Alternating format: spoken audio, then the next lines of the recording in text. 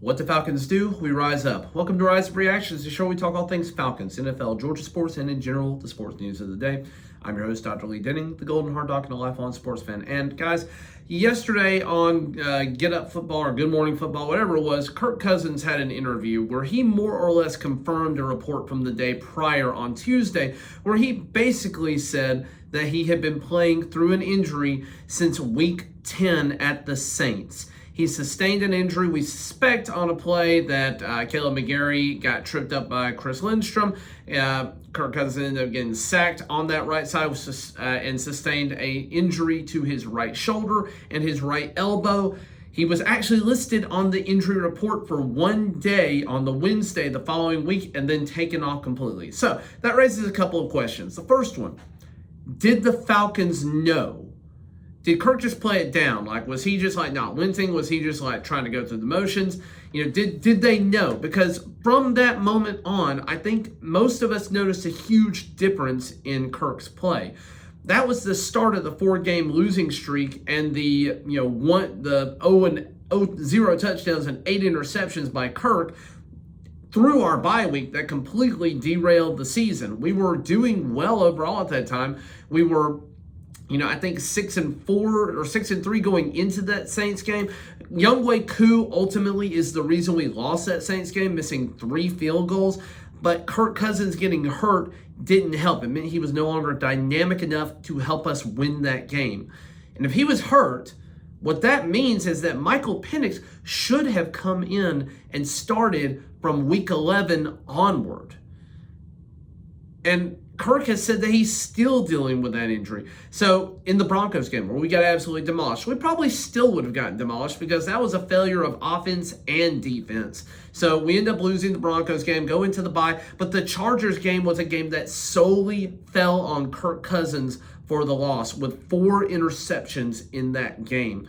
That's a game that with Michael Penix under the helm, as well as he played towards the end of the season, we probably actually win that game and may, again, if things go the way they did, we have a legitimate shot. It puts us back in the driver's seat for playoffs. It meant that, winning either the Commanders or the Panthers game would have mattered for playoff potential for us. We needed to win the Commanders. That was a big one. And again, Kirk didn't play great in that game. Or sorry, not Kirk. Kirk didn't play at all in that game. Michael Penix was in that game. But, that's a game that we ended up needing down the stretch. But he didn't play well in the Raiders. That's the game that I meant. He didn't play well in the Raiders. I was at that game. It was a miserable Monday night experience in an away city for us as fans. The 4 guys that I went with, we all walking away from that game. Because you got to walk a long way to get back to the Strip. And walking away, every person that we walked into that was a Falcons fan and the Raiders fans, it felt like every single one of us lost that night.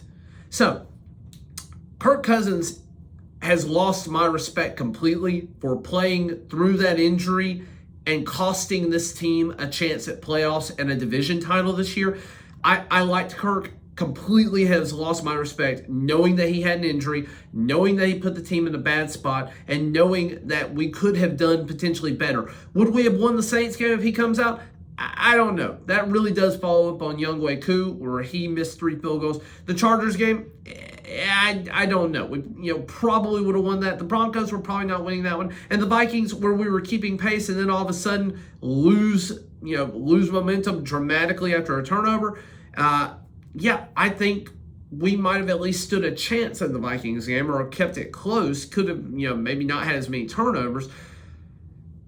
And then the Raiders game, I think we would have played a lot better. I think we would have been a dominant force, not a team that almost got beat by Desmond frickin' Ridder in the 4th quarter. So, I think we probably could have done better. You don't know what that does, changing the momentum of the season. Maybe that motivates the defense more. Maybe it lights a fire. Maybe it gets people pumped again.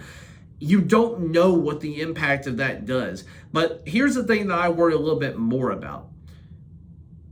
If Raheem Morris and the Falcons physician team knew that Kirk was hurt.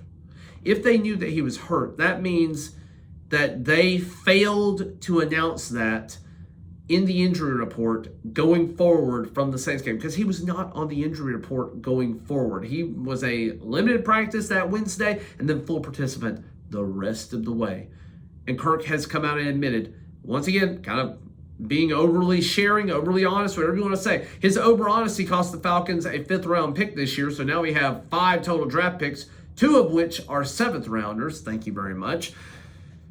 So yeah, we're in a little bit of a hole now because of this. I don't know what the NFL is going to do if they do an investigation and find out that the Falcons staff knew about the injury. That's a big deal.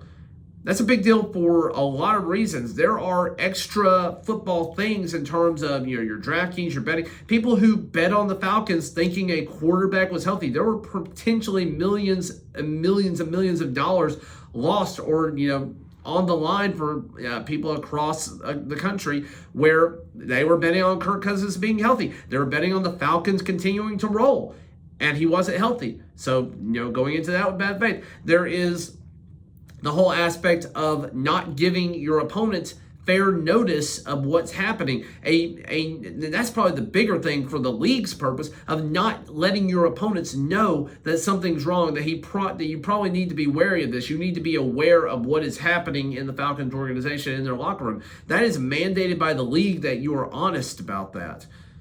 And the fact that they were not, there are major implications for that. Things will happen. There will be fines. There will potentially be draft picks removed if that comes out. And we don't have the draft picks to lose if that comes out. Not this year anyway. And this is a year that we desperately need to rebuild the defense through the draft. I don't know what this holds for the Falcons, but this is a bad look. This is a very, very bad look as an organization. It makes me have no faith and no confidence in them. I've already backed away from doing videos on this team. I've tried to be upbeat about them for 3 years, 2 of which I knew were probably going to be bad.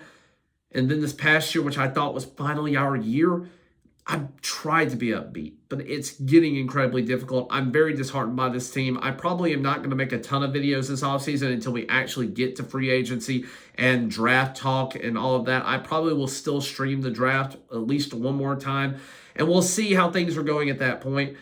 I'm very disheartened, and I'm frustrated. I'm frustrated as a season ticket holder. I'm frustrated as a YouTube content creator on this team. I love this team. I love my city. I love my team. The organization is bleeding internally, and we've got to stop that somehow. Whether it means mass firings, getting new blood in there, changing ownership at this point in time, not going to happen, but something's got to give, and it starts at the top. That's all I got for you guys today. Thank you for watching, liking, sharing, and subscribing. Kirk Cousins, I don't know what we do with him, but yeah. His time as the starter for the Falcons is over, and it is the Michael Penix era. Probably should have been a little bit sooner. As always, y'all, rise up.